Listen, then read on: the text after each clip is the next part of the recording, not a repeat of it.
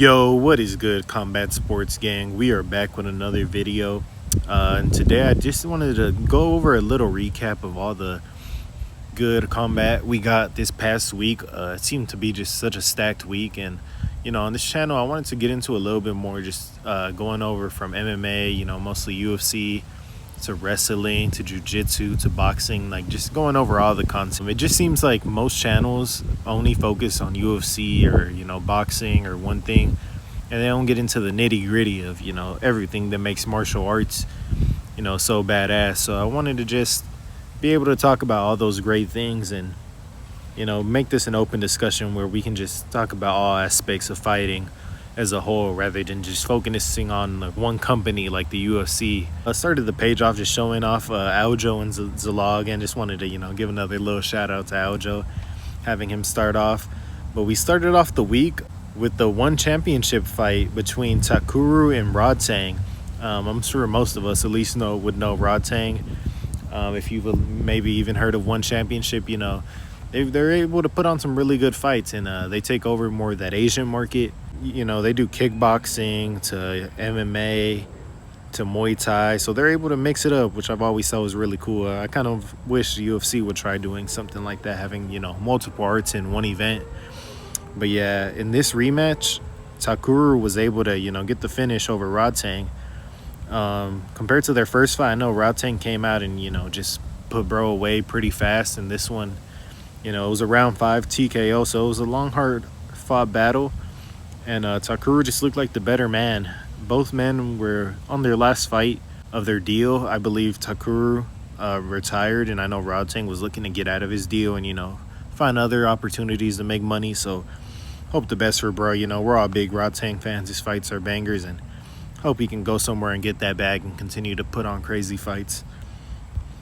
And then after that, we had Inoue versus Nakatani for the boxing side of things, for the bantamweight title. And both men were, obviously most of us should know Inoue, at least if you at least keep up with martial arts a little bit in boxing. And Nakatani, I didn't know too much about him myself, but I saw that they were both 32-0, both just top boxers. I see Nakatani was on, I think, the Ringer's top 10 pound for pound boxer, so this was a top 10 pound for pound fight, and Inoue was able to get the decision in the end.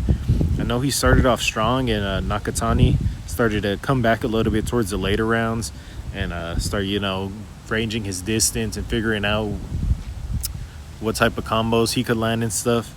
But yeah, Inoue, he's just a monster right now. He looks so unbeatable, and he's going on a legendary run. Maybe they'll possibly run the rematch for this one, since it did go to decision, and they were so both highly touted. But it's boxing, so we don't always get rematches that we want. So we'll see where both men go from there. But shout out to Inoue on continuing his streak. And then right after that was the fight night, early Saturday morning. I didn't actually get to watch it live. I forgot to set my alarm, but as soon as I woke up, I just went to Twitter, checked everything out. I was like, wow, Prats actually KO'd JDM.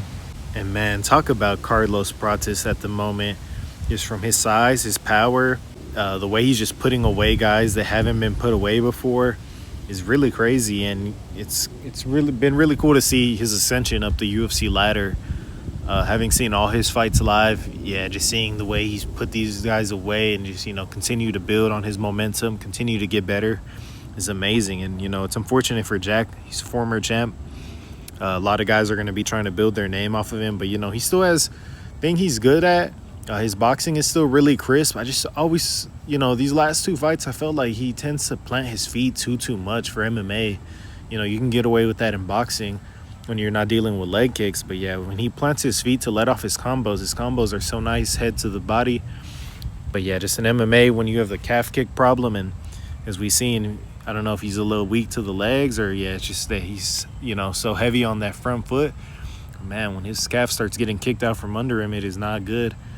But I do hope bro can bounce back. He seems like a really cool guy overall, and yeah, I hope he's able to learn from this and we see bro back again. But yeah, shout out to Prats. I've seen people saying that now they think Ian Gary would be able to possibly lose in a rematch to Carlos, but You know, even though Carlos has continued to progress, we still got to give Gary his flowers. I know a lot of people might not like the guy for certain antics outside the cage, but as far as in the cage, you know, he's very technical. He came up with the game plan for Prates to break him down on 2 weeks' notice.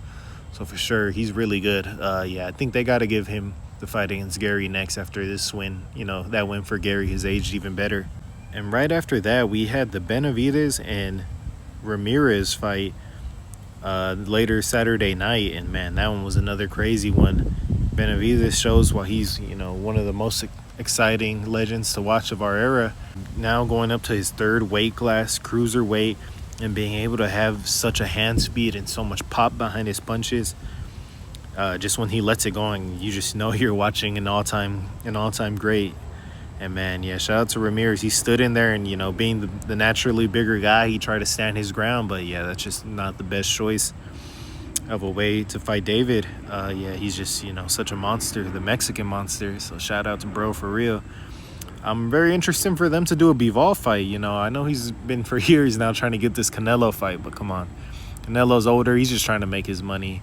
Maybe when he was younger, that would have been a fight worth it for him. But yeah, at this point, I don't think it's very worth it. It's just kind of sacrificial lamb, unfortunately. But yeah, that Bivol fight, I think that would be a really good one for them to try to, for Turk Al Sheikh to try to match make. Yeah, we really need that one. Two of the best boxers of our generation. Give it to us. And then we also had some PFL action at the same time going on. Since the boxing fights, I kind of had them on the side monitor watching a little bit. I was mostly just peeping out for Renan Ferreira.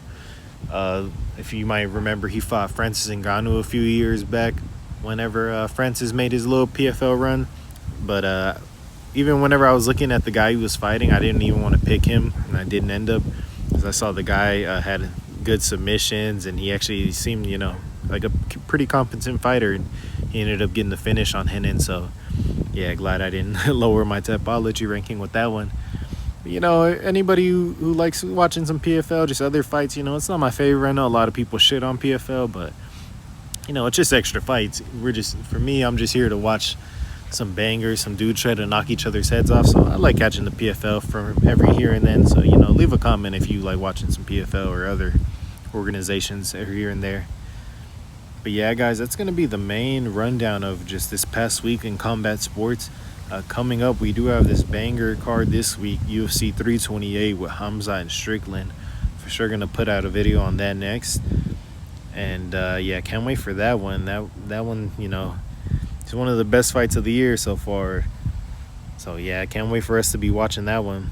But overall, it was a banging week for combat sports, from the boxing to the MMA to the UFC. Had a good balance all overall, and got to see some good fights. But yeah, guys, that's going to be mostly it for today. Hope you guys did enjoy all the fights we got this past weekend, and can't wait for UFC 328 to get here for real. So yeah, guys, tune in soon for the breakdown on that, and I'll see ya. Peace.